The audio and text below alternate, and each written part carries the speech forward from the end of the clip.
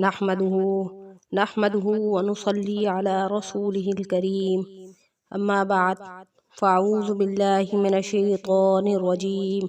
بسم الله الرحمن الرحيم اللهم صل على سيدنا محمد النبي الأمي وعلى آلہ وبارک وسلم۔ شروع اللہ کے نام سے جو بڑا مہربان اور نہایت رحم کرنے والا ہے۔ بیس قرآنی وظائف کی طرف سے ہمارے تمام بہن بھائیوں کو السلام علیکم ورحمۃ اللہ وبرکاتہ۔ امید کرتے ہیں کہ آپ سب خیریت سے ہوں گے۔ تو آج جو وظیفہ میں آپ کی خدمت میں لے کر حاضر ہوئی ہوں وہ آخری عشرے کا وظیفہ ہے۔ تو ویڈیو شیئر کرنے سے پہلے آپ سے ریکویسٹ کرنا چاہوں گی کہ اگر آپ ہمارے چینل پر نئے ہیں یا پہلی دفعہ ہمارے چینل کو سن رہے ہیں تو ہمارے چینل کو لائک کریں، شیئر کریں، سبسکرائب کریں تاکہ ہر آنے والی ویڈیو آپ کو مل سکے۔ تو یہ جو وظیفہ ہے یہ آپ نے آخری عشرے میں کرنا ہے، یعنی 21 رمضان المبارک سے لے کر 30 رمضان المبارک تک آپ نے اس عمل کو کرنا ہے۔ یہ عمل بہت ہی مجرب اور خاص عمل ہے جو ہمارے لیے بخشش کا ذریعہ ہے، ٹھیک ہے۔ رمضان المبارک کا مہینہ بہت ہی بابرکت مہینہ ہے۔ اس مہینے میں روزانہ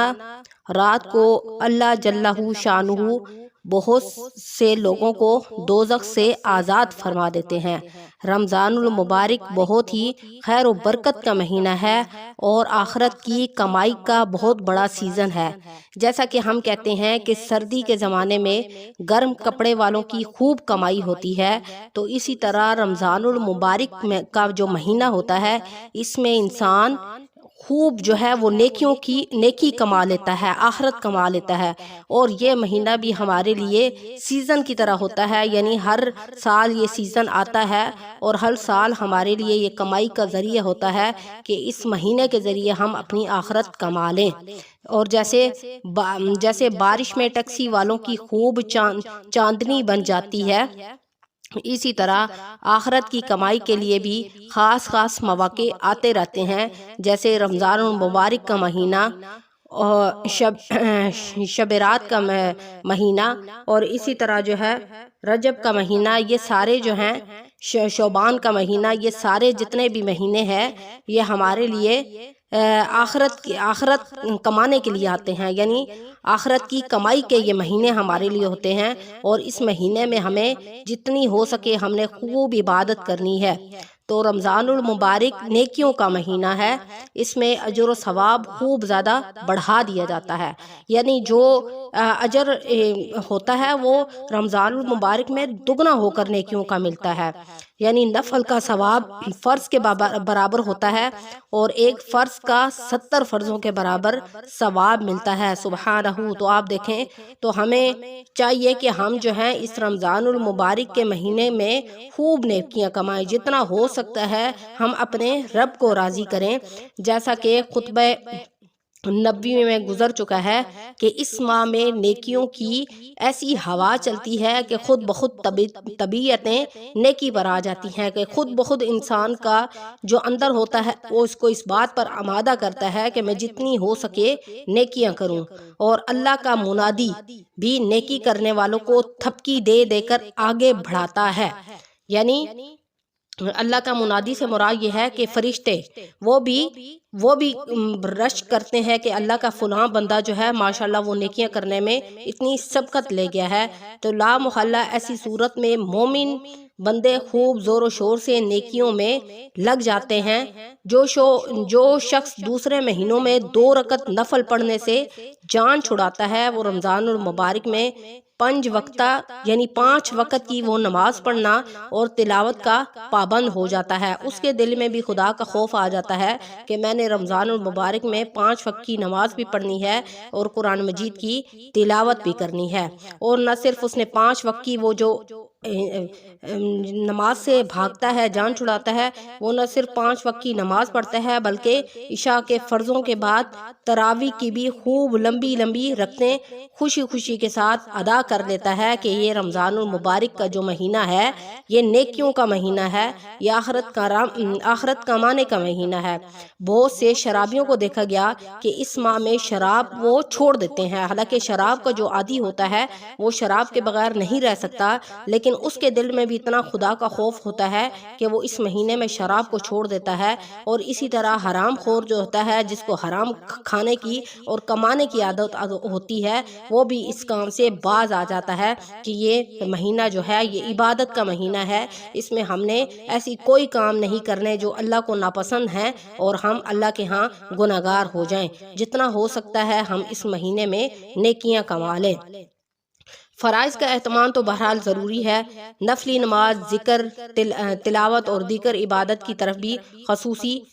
توجہ کرنی چاہیے، ٹھیک ہے۔ اس ماہ میں کوشش کریں کہ کوئی منٹ ضائع نہ ہو، یعنی ہر منٹ میں آپ کا دھیان جو ہے وہ عبادت میں ہو۔ اگر آپ گھر کے کام کاج لگے ہوئے ہیں تب بھی آپ کی زبان پر ذکر اللہ جاری ہو، ٹھیک ہے۔ تو اب جو وظیفہ میں آپ کو آخری عشرے کے حوالے سے بتانے لگی ہوں، آپ نے اس وظیفے کو 21 رمضان المبارک سے لے کر 30 رمضان المبارک تک کرنا ہے، ٹھیک ہے۔ تو کیا کرنا ہے آپ نے، جتنا کثرت کے ساتھ کر لیں بہتر ہے، لیکن اگر آپ کثرت کے ساتھ نہیں کر سکتے تو آپ ایک تعداد مقرر کر لیں، یعنی 500 مرتبہ یا 1000 مرتبہ، ٹھیک ہے۔ صبح اور شام آپ نے اس تسبیح کو کر لینا ہے۔ تو کیا کرنا ہے آپ نے، 21 رمضان المبارک سے لے کر 30 رمضان المبارک تک پہلے کلمے کا ورد، ٹھیک ہے۔ پہلے کلمے کا کیا ہے، کلمہ طیبہ کا ورد آپ نے کرنا ہے، لا الہ الا اللہ محمد الرسول اللہ، ٹھیک ہے۔ اور کیا کرنا ہے، آپ کوشش کریں کہ اس کے اگر آپ تعداد نہیں زیادہ کثرت کے ساتھ نہیں کر سکتے تو آپ ایک مائنڈ بنا لیں کہ آپ نے اتنا جو ہے وہ صبح پڑھنا ہے اور اتنا جو ہے وہ شام پڑھنا ہے، یعنی اگر آپ 250 تسبیح جو ہے وہ صبح کر لیں اور 250 شام کو کر لیں، 250 مرتبہ صبح پڑھ لیں پہلا کلمہ، اور 250 مرتبہ مغرب یا عشاء کے بعد رات سونے سے پہلے آپ اس کا ورد کر لیں، ٹھیک ہے۔ اسی طرح آپ نے 21 رمضان المبارک سے لے کر 30 رمضان المبارک تک پہلے کلمے کا یہ ایک ٹائم ٹیبل بنا لینا ہے کہ میں نے اتنا جو ہے وظیفہ کرنا ہے۔ اور اسی طرح آپ نے اور کیا کرنا ہے کہ ایک تو آپ نے 500 مرتبہ روزانہ پہلے کلمہ کی تسبیح کرنی ہے اور دوسرا استغفار کی تسبیح کرنی ہے، یعنی جتنا ہو سکے آپ نے کثرت کے ساتھ استغفار کرنا ہے، یعنی 21 رمضان المبارک سے لے کر 30 رمضان المبارک تک آپ نے استغفار کی تسبیح کرنی ہے، ٹھیک ہے۔ کوئی استغفار کون سا، استغفر اللہ ربی من کل ذنب واتوب الیہ، کیا ہے، استغفر اللہ ربی من کل ذنب واتوب الیہ۔ اسی طرح پہلے کلمہ آپ روزانہ جو ہے ایک تعداد مقرر کر لیں، یعنی صبح سے لے کر شام تک آپ نے اس کی 5 تسبیحاں کرنی ہے، اور اسی طرح استغفار کی آپ نے 5 تسبیحاں کرنی ہے۔ اور جنت کا سوال اور دوزخ سے محفوظ رہنے کی دعا بھی آپ نے کثرت کے ساتھ کرنی ہے جب آپ یہ وظیفہ کریں، ٹھیک ہے۔ اسی طرح استغفار کی بھی آپ جو ہے کوشش کریں 300 مرتبہ یا 250 مرتبہ، 250 مرتبہ آپ یہ تسبیح صبح کریں اور 250 مرتبہ آپ شام کو کریں، ٹھیک ہے۔ اسی طرح 5 تسبیح آپ کی کلمے کی ہو جائیں گی اور 5 تسبیح آپ کی استغفار کی ہو جائیں گی۔ یہ 21 رمضان المبارک سے لے کر 30 رمضان المبارک تک کا خاص وظیفہ ہے، ٹھیک ہے، جو ہم جس میں ہم اللہ سے جنت کا سوال کریں گے۔ آپ کو پتہ ہے کہ دنیا میں جس نے بھی کلمہ طیبہ پڑھ لیا تو اس پر جنت واجب ہو جائے گی، وہ کبھی جہنم میں نہیں جائے گا۔ اور اسی طرح اگر ہم استغفار کی تسبیح کریں گے، ٹھیک ہے، تو استغفار کی تسبیح کریں گے تو گویا کہ ہم اللہ سے اپنے گناہوں کی توبہ کر رہے ہیں اور اپنے آپ کو دوزخ سے محفوظ کرنے کی دعا کر رہے ہیں۔ اور یہ دعا ہم نے 21 رمضان المبارک سے لے کر 30 رمضان المبارک تک اس دعا کو کثرت کے ساتھ کرنا ہے۔ جب بھی ہم کلمہ طیبہ کا ورد کریں اور استغفار کی تسبیح کریں تو ٹھیک ٹھیک ہے، پھر اللہ سے کثرت کے ساتھ جنت کا سوال کریں گے، یا اللہ ہمیں مرنے کے بعد جنت الفردوس میں اعلی مقام نصیب کرنا اور ہمیں دوزخ سے محفوظ رکھنا۔ یہ دعا ہم نے اس وظائف کے بعد کثرت کے ساتھ کرنی ہے، جیسا کہ خطبہ نبی میں گزر چکا ہے کہ شاید کسی کے دل میں یہ خیال گزرے کہ جب شیاطین بند ہو جاتے ہیں تو بہت سے لوگ رمضان میں بھی گناہوں میں مبتلا کیوں نظر آتے ہیں۔ بات اصل یہ ہے کہ انسان کا نفس گناہ کرانے میں شیطان سے کم نہیں ہے، ٹھیک ہے۔ بعض لوگ جو ہیں اگر شیطان ان کو نہ بھی ابھارے تو ان کا نفس اپنا شیطان بن چکا ہوتا ہے اور وہ گناہ کرتے رہتے ہیں۔ جن لوگوں کو گناہوں کی خوب عادت ہو جاتی ہے انہیں گناہوں کا چسکا پڑ جاتا ہے اور وہ اس کے بغیر رہ نہیں سکتے جب تک وہ کسی کی غیبت نہ کریں، چغلی نہ کریں، ٹھیک ہے۔ آپ کو پتہ ہے کہ اگر انسان روزے کی حالت میں ہے تو اسے چاہیے کہ وہ دوسروں کی چغل خوری نہ کرے، دوسروں کے غیبت نہ مت کرے۔ اپنے آپ کو ان چھوٹے چھوٹے گناہوں سے ہم نے روزے کی حالت میں روکنا ہے۔ جو شیطان کی ترغیب دیے بغیر بھی ان کی زندگی کی گاڑی گناہوں کی پٹری پر چلتی رہتی ہے، ٹھیک ہے۔ یعنی ان لوگوں کو گناہ کرنے کی اتنی عادت ہو جاتی ہے کہ اگر شیطان ان کو نہ بھی بہکائے اور لیکن وہ شیطان کی ایک شیطان کا وہ شیطان زندگی کی گاڑی گناہوں کی پٹری پر ان کی چلتی رہتی ہے۔ اگر شیطان ان کو کوئی ترغیب نہ بھی کرے تو ان کا اپنا نفس ان کو گناہ پر ابھارتا رہتا ہے، ٹھیک ہے۔ گناہ تو انسان سے ہو ہی جاتا ہے مگر گناہ کا عادی بننا اور پھر اس پر اصرار کرنا، ٹھیک ہے۔ گناہ کا عادی بننا یعنی اپنے آپ کو اتنا گناہ کا عادی بنا لینا اور اپنے آپ کو یعنی اللہ کا خوف نہ رہنا، ٹھیک ہے، اللہ کا خوف نہ رہنا۔ اور پھر جب ہم گناہ کر لیتے ہیں اور اس پر اعلان کرتے ہیں کہ دیکھو ہم نے فلاں گناہ کیا اور اس پر اصرار کرتے ہیں کہ ہاں ہم نے گناہ کر لیا، تو پھر اس کا کیا ہے کہ وہ انسان جو ہے اس کا سمجھو نفس جو ہے وہ شیطان کے تابع نہیں بلکہ اس کا نفس جو ہے وہ شیطان بن گیا ہے۔ اور رمضان جیسے مہینے میں گناہ کرنا بہت ہی زیادہ خطرناک ہے کیونکہ شیطان تو قید ہو جاتا ہے، لیکن ایسے لوگ جو شیطان کی پٹڑی پر چلتے رہتے ہیں گویا کہ ان کا اپنا نفس جو ہے وہی شیطان بن چکا ہے۔ جہاں گناہ کرانے کے لیے شیطان کے بہکاوے کی ضرورت نہ پڑے وہاں جو ہے انسان کا اپنا نفس جو ہے وہ شیطان بن چکا ہے۔ تو آپ کو وظیفہ تو اچھے طریقے سے سمجھ آ گیا ہوگا کہ آپ نے 21 رمضان المبارک سے لے کر 30 رمضان المبارک تک آپ نے پہلے کلمے کا اور استغفار کا ورد کثرت کے ساتھ کرنا ہے۔ اور پھر اس وظیفے کو کرنے کے بعد ہم نے کیا کرنا ہے کہ جنت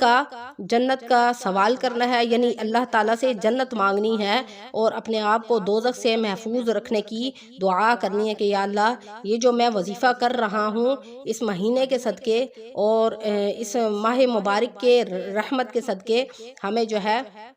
ان تمام یعنی ہمیں جنت الفردوس میں اعلیٰ مقام نصیب فرما اور ہمیں دوزخ سے محفوظ رکھنے اور امید ہے کہ آپ کو جو وظیفہ ہے وہ اچھے طریقے سے سمجھ آ گیا ہوگا کہ آپ نے 21 رمضان المبارک یعنی آخری عشرے میں جو ہے وہ پہلے کلمے کا اور استغفار کا کثرت کے ساتھ ورد کرنا ہے۔ اور پھر اس کے بعد آپ نے اللہ تعالیٰ سے دعائیں کرنی ہے جنت کے لیے، یعنی اپنی آخرت بھی کمانی ہے اور اپنی دنیا بھی کمانی ہے۔ دنیا میں آپ کے جتنے بھی مصائب ہیں، جتنی قلبی تکلیفات ہے، اس کو اللہ رب العزت کے ہاں دعا کرنی ہے کہ اللہ تعالیٰ ان تمام مصائب اور تکلیف سے آپ کو محفوظ فرمائے اور جنت میں آپ کا داخلہ فرمائے اور آپ کو دوزخ سے محفوظ رکھے۔ تو انشاءاللہ امید ہے کہ آپ کو جو وظیفہ ہے یہ اچھے طریقے سے سمجھ آ گیا ہوگا اور آپ نے اس کو خود بھی کرنا ہے اور آگے بھی لوگوں کو شیئر کرنا ہے تاکہ اور لوگ بھی اس سے مستفید ہو سکیں۔ اور انشاءاللہ نیکسٹ ویڈیو کے ساتھ آپ کی خدمت میں حاضر ہوں گے۔ وآخر دعوانا الحمدللہ رب العالمین۔ السلام علیکم ورحمۃ اللہ وبرکاتہ۔